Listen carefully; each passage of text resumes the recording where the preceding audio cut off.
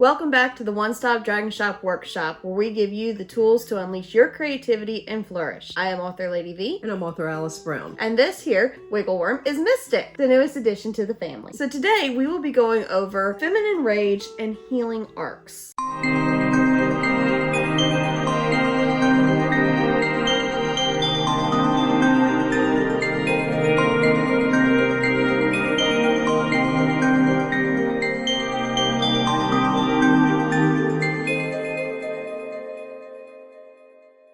Now, what exactly is feminine rage? It's not screaming just for the sake of it. No. It is the quiet, slow burn inside of a woman who has been silenced for too long, beaten back by society, and possibly even broken. It is also about that same woman reclaiming herself. And in stories, well, in real life, sometimes this happens to us, and no matter what we do, right or wrong, we can't fix the situation completely, and we have to learn to live with it. But the unique thing about stories is you're in charge. You get to write the ending of that story. You get to have your happily ever after. When we originally started writing, we did so to help heal ourselves from some traumatic past and experiences, and we fell in love with the feminine rage and letting that broken individual grow. Healing arc. Yeah, healing arc. Watching that healing arc, being a part of that healing arc, and then watching her immerse as a beautiful butterfly. Yes. Or in our case, dragon or vampire. Whatever you choose. Yeah, exactly. So today we're going to go over two of our own books of which we put these philosophies to work with. The first, Vampires Among Us. And the second, Alictrine, Dragons of Dragon 06. Now, all of our books have some feminine rage and stuff, but these two are The powerhouse. The powerhouses, yeah, exactly. the powerhouses. In Vampires Among Us, I originally wrote the base story years ago, and I did so with a lot of my own emotions involved and own experiences, and I just kind of put a paranormal twist to things to do my own healing. Once I got finished writing that book, I realized how powerful writing this could be, how healing it can be. And so we just kind of decided that was one of the things that we wanted to continue in almost all of our books. For Alictrine, it wasn't necessarily that we were trying to heal ourselves. Instead, we developed this character who had been through such a horrendous event that she didn't think it was possible for her to ever reclaim life again. She thought that she would be going through life as a ghost almost. And so in this book, it was beautiful to immerse ourselves into that character, feel her pain, feel her anguish and her despair, and yet at the same time learn to heal with her. Exactly. It was a very emotional time for writing this book. And it was very emotional. I can say from personal experience, Mr. Brown may not have entirely enjoyed living in the house with us during this. There were numerous days where he just kind of stayed outside, found things to do, projects. And he was like, yeah, the women are way too emotional for me. So that might be the side effect if you have two women writing a emotional character in the same vicinity of each other, is the men are going to pull a disappearing act. So what is feminine rage? It's not just anger for the sake of anger. No. It's anger that you have been silenced, you have been stomped on, and then realizing that you've got the power within you slowly, carefully to heal and to reemerge. Feminine rage is the catalyst of your story.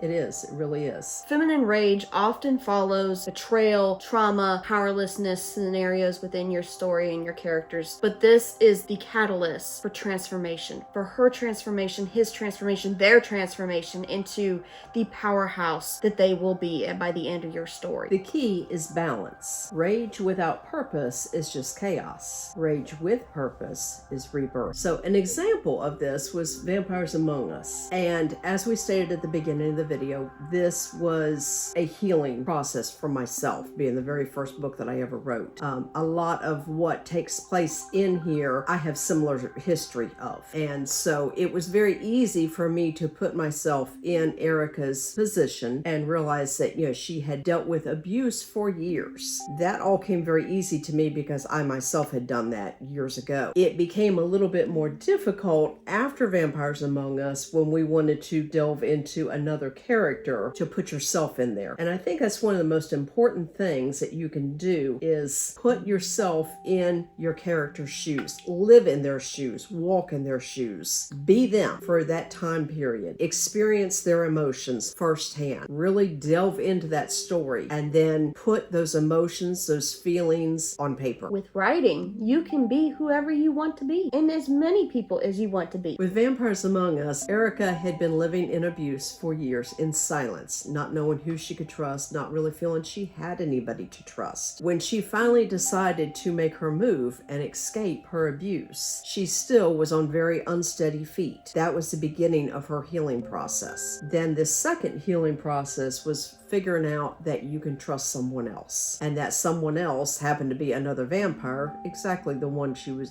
running from to begin with, and it was his job to show her that not everybody of any one kind or any one category is all evil or all good. There's evil and good sprinkled throughout. Otherwise, we would not see on the news these horrific situations that come from people that we should be able to trust. Good example is the old-fashioned statement, good cop, bad cop. Exactly, yeah. And but that follows through, and you see it in schools.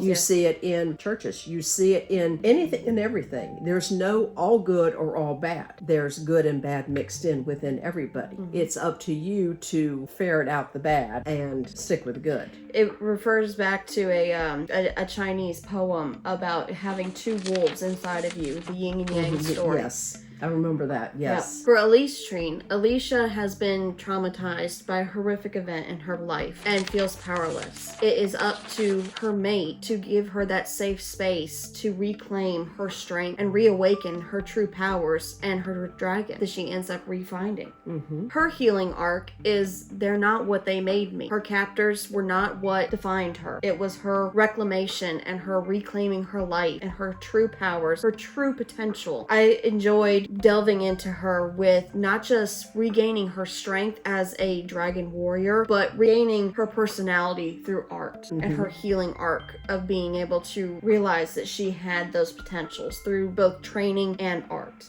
Something that I myself tend to use to purge emotions. Remember, healing arcs are non-linear. You can have setbacks. You can have flashbacks. You can go backwards 2 steps before you can go forward 3. That is perfectly fine. It actually makes your character much more humanized and relatable. Three-dimensional. Exactly. Your character becomes three-dimensional, feeling like they're an actual person rather than just somebody on paper. Exactly. We did that so much with Alictrine.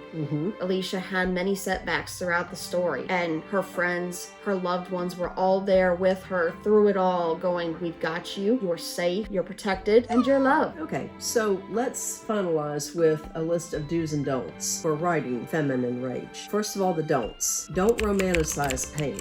Don't go into much detail on all the pain. You want to address it and then move on to the healing. Don't write the rage to include destruction. It's a reclamation. Don't write the love interest to fix the problem. They are there to witness the transformation. They are there to offer a safe space, be there to help, but they are not there to fix. Do start your protagonist off as powerless, but give them the moment of micro choice that foreshadows the strength. Remember that healing is a sensory. Let the reader feel when breathing becomes easier, when laughter returns to their life. Let body language evolve, from flinches to standing tall, from silence to command. Baby steps are what is going to help make your protagonist move forward, and your readers are going to feel every step that they take. Remember, healing arcs are non-linear. Setbacks, vulnerability, that all makes your character real, especially to your reader. Let your protagonist burn, both metaphorically and emotionally, before they rebuild themselves. Our closing thoughts on this are, remember, feminine rage isn't about destruction. It's about rebuilding. It's about reclamation. It's the heartbeat of your story. It's a heartbeat of a woman or man or kitten who refuses to stay small or stay beaten down. Erica's journey in Vampires Among Us teaches us that trust is one of the biggest lessons to be had. It's one of the biggest things to start healing as well. Alicia us in Alictrine is a reminder that even when our wings are broken, we still have a raging fire building inside. If you're writing your own phoenix, let her burn, but then let her live. Thank you for listening to today's episode. And if you are interested in checking out some of these examples in the actual working flesh, check out both Alictrine and Vampires Among Us, all available at onestopdragonshop.com, where you can get your signed copy, or on Amazon. And until next time, don't stop learning and never stop dreaming.